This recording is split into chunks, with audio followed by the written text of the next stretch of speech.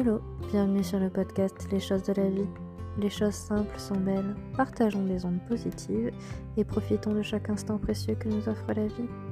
Si tu es ici, c'est parce que tu veux des tips pour profiter pleinement de chaque instant. J'espère que mon contenu te plaira et je te dis à très vite.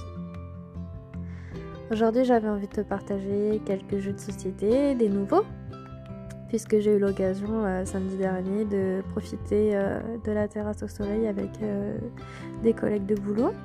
Et du coup, j'ai pu découvrir de nouveaux jeux de société et j'avais envie de les partager avec vous.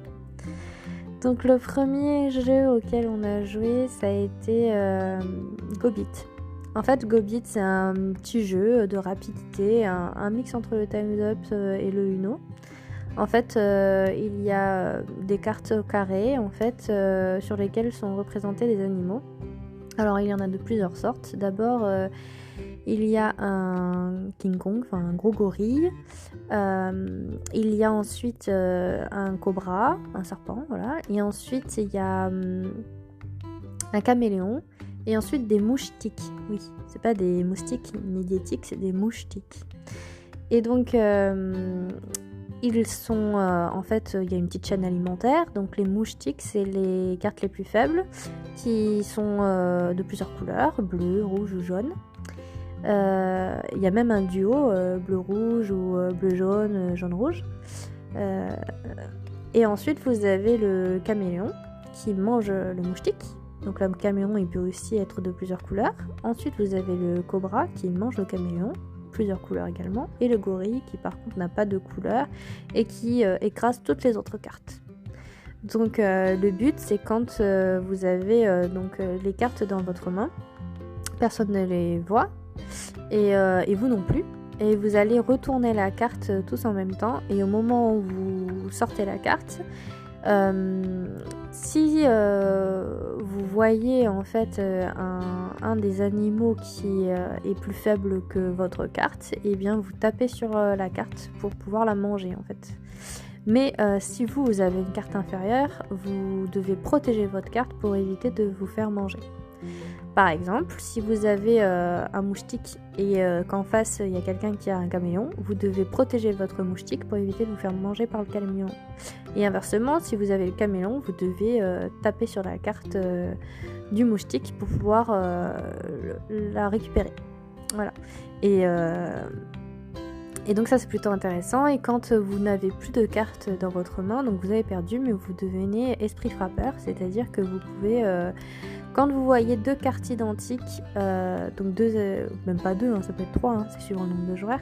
Quand vous voyez donc à minima deux cartes identiques, vous tapez sur les cartes correspondantes et du coup les cartes se retrouvent en fait au niveau de la pile centrale et donc les deux joueurs, les deux ou trois ou plusieurs joueurs restants en fait ont perdu leurs cartes. Voilà. Donc c'était vraiment amusant de jouer à ce jeu qui est de rapidité. On a eu quelques petits cris, donc c'était vraiment très drôle et vraiment sympa. Après, on a joué à un jeu qui s'appelle Galerapagos, qui est un jeu collaboratif, mais pas trop. En fait, vous avez un petit plateau de jeu où vous êtes sur une île.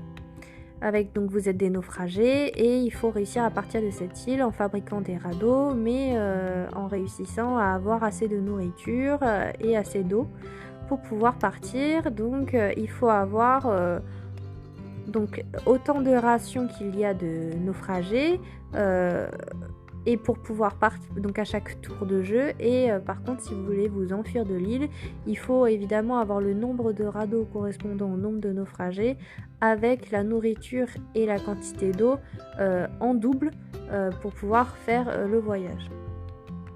Donc en fait, vous avez plusieurs piles de cartes.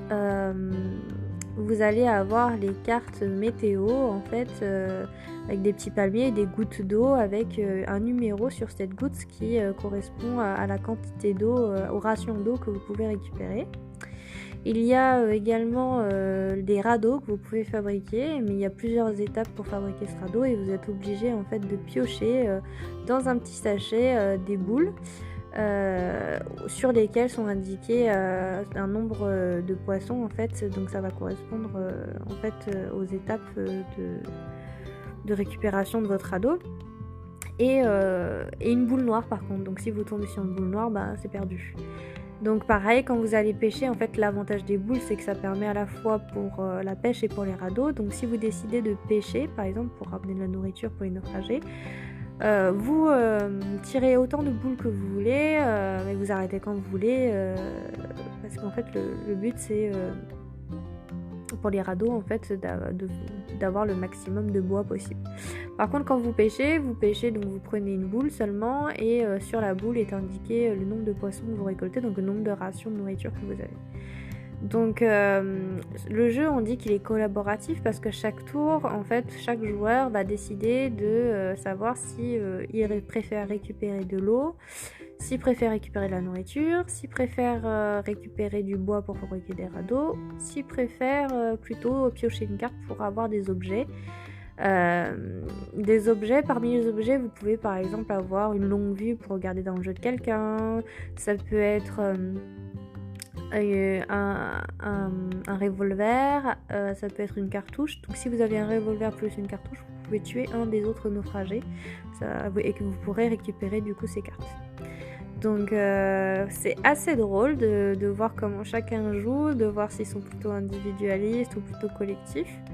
On rigole pas mal avec ce jeu, franchement c'est vraiment bien. Et donc il y a une carte météo où en fait il va y avoir en fait le déluge en gros, et c'est là où il faut quitter l'île. Et quand vous décidez de quitter l'île, il faut que vous vérifiez que du coup vous avez assez de nourriture et de radeaux, et en fait vous pouvez toujours avoir la possibilité de voter pour éliminer quelqu'un.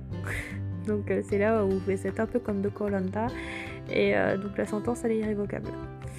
Donc voilà, donc c'est vraiment hyper sympa comme jeu, vraiment vous passez un bon moment, donc je vous le conseille vivement.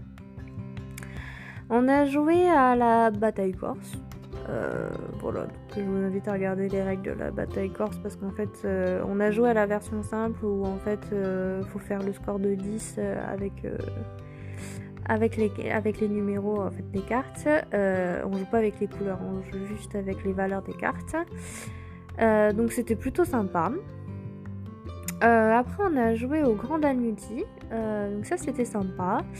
On a le grand serviteur, le petit serviteur, le grand Dalmuti, le petit Dalmuti en fait, donc parce qu'on était 4 et en fait chaque carte a une valeur en fait de 1 à 12 sauf le joker qui soit combiné avec une carte prend la valeur de l'autre carte, sauf si la carte est seule, dans ce cas là elle vaut 13 points, et donc le but c'est de se débarrasser de la totalité de ces cartes à chaque tour. Vous pouvez en fait par exemple si vous avez 4-10, vous posez par exemple 4-10, et bien les autres joueurs doivent poser 4 cartes de la même valeur mais de meilleure valeur que 10, sachant que 1 c'est la meilleure carte et 12 c'est la moins bonne carte. Donc ça veut dire que s'il y a 4-10, la personne suivante doit poser absolument soit 4-9, soit 4-8, soit 4-7, enfin, mais du coup t'as pas le droit de mettre 4-10. Voilà, donc c'était sympa comme jeu, c'est un jeu assez rapide en terrasse, donc voilà, je vous invite à y jouer si vous avez envie. On a joué à The Game. The Game c'est un jeu collaboratif, totalement collaboratif. En fait vous avez 4 piles de cartes, 2 piles, en fait vous avez des cartes qui vont de 0 à 100. Et vous, entre vos mains, vous avez seulement les valeurs de 2 à 99 en fait. Donc vous avez 2 cartes 0 et 2 cartes 100. Donc les cartes qui sont affichées 0, vous pouvez positionner des cartes donc, de 2 à 99 dans votre 300. Et ensuite, il y a 2 piles de cartes où c'est marqué 100, où en fait vous devez poser des cartes dans l'ordre décroissant. Sauf que chacun a chacun a 6 cartes en fait dans ses mains, et il y a une pile. Donc à chaque tour, enfin chaque fois que vous êtes, donc vous avez la main pour jouer, vous devez poser à minima 2 cartes, mais vous pouvez en poser 3 si vous le souhaitez. ou 4 ou 5 suivant vos possibilités. Donc soit dans l'ordre croissant, soit dans l'ordre décroissant. Et en fait, vous n'avez pas le droit de dire le numéro de votre carte, le nombre. Mais par contre, vous pouvez donner des indications entre vous. C'est-à-dire de dire, ne touche pas à cette pile, j'en ai besoin. Ou alors, je suis à 4 points de toi. Ou alors, je suis plus, je suis moins. Ça m'arrange pas que tu poses cette carte-là. Parce que le but, c'est que toutes les cartes du jeu soient positionnées en fait au niveau des piles. À savoir que si par exemple vous avez, par exemple le chiffre 22, enfin le nombre 22, pardon, et que vous avez une carte qui est pile 10 au-dessus ou 10 en dessous, pour pouvoir remonter ou redescendre la pile, et vous avez le droit de la poser. Par exemple, si vous êtes sur la pile décroissante, par exemple, et que vous avez, par exemple, 33, et bien pour remonter la pile, vous pouvez très bien mettre 43, et comme ça, vous pouvez remonter, et ça permet aux autres de poser des cartes qu'ils ne pouvaient pas poser. À l'inverse, pareil, sur la pile croissante, si vous avez 42 par exemple, et que vous voulez redescendre du coup à 32, vous pouvez si vous avez la carte. Voilà, donc c'était vraiment un jeu collaboratif, vraiment très bien. Le but c'est d'arriver à donner des bonnes indications et de s'entraider, et voilà, donc c'est vraiment sympa. Après on a joué à quoi d'autre comme jeu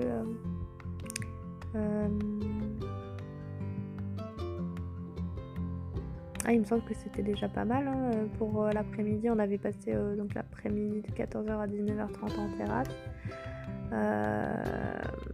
Moi je vous avais déjà proposé d'autres jeux, il me semble, dans un ancien podcast. Je vous invite à y aller. J'aime beaucoup le jeu, je crois que c'est School, c'est avec des têtes de mort en fait de couleurs. Donc c'est pareil, c'est un jeu où vous devez, c'est un jeu assez intuitif, vraiment amusant à jouer. Qu'est-ce qu'il y avait comme jeu ? Le fameux jeu Bang, là forcément c'est le jeu le plus sympa. Le jeu Codenames aussi qui est vraiment pas mal. Donc voilà, il y a vraiment un large panel.